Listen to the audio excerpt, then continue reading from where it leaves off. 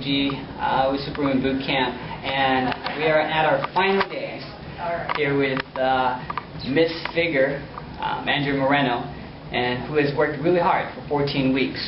And I know for a fact she is just really relieved that this is the end. So what we're going to do today is just kind of talk to Andrea in terms of finding out her story and actually go from the beginning when we actually got together, which was November of '07. Andrea? So my journey began about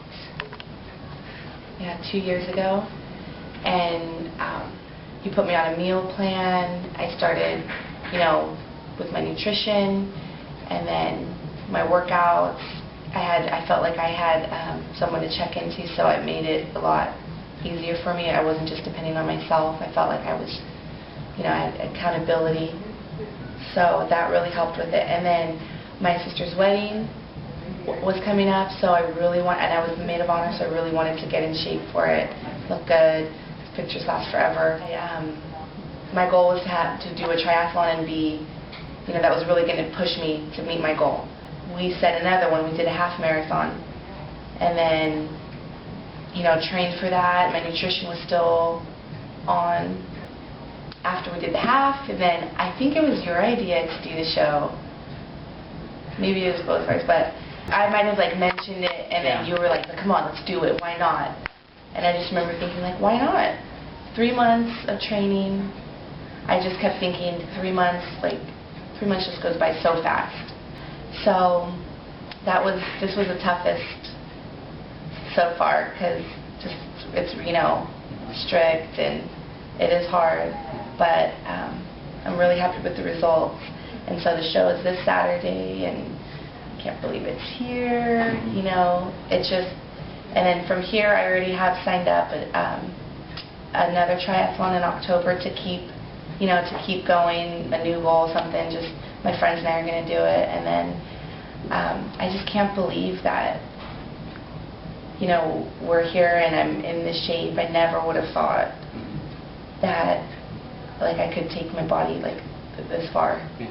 It's funny that you said that, because you had shared something with me in terms of when you were a child, you were always on the heavier side, and then you have your sister Angela, who's always been more petite than you were growing up, and so therefore you thought you could never be smaller than your sister, but it seems to be that you actually are smaller than your sister right now. Yeah, it's pretty weird, because I was a size 12 pants, women's pants, you know what those sizes are, and I was like a perfect 12. I fit it nice, and now I'm a size 3, 4, and it's crazy. I never in my dreams, I never thought that I would be able to put those kind of pants on. Right. So it goes to show you can really, when I had a friend say oh, I can't be skinny, and I'm like, girl, yes you can. You don't even know. Your body, you can make your body to anything. It's the mental is what gets you there, So what is one thing that you could share with our viewers who's watching this, listening to your inspiring story? What's the one takeaway that you could actually share with them to help them, maybe accomplish or achieve some of their fitness goals?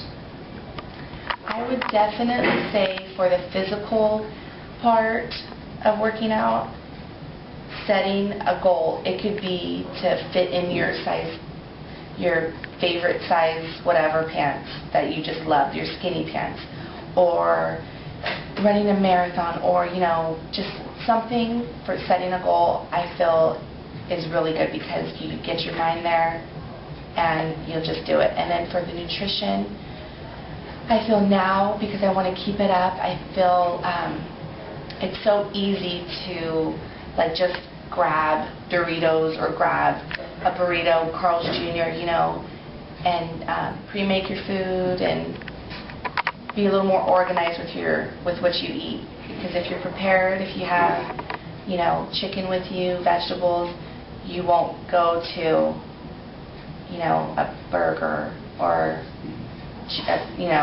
something less healthy calorie-wise.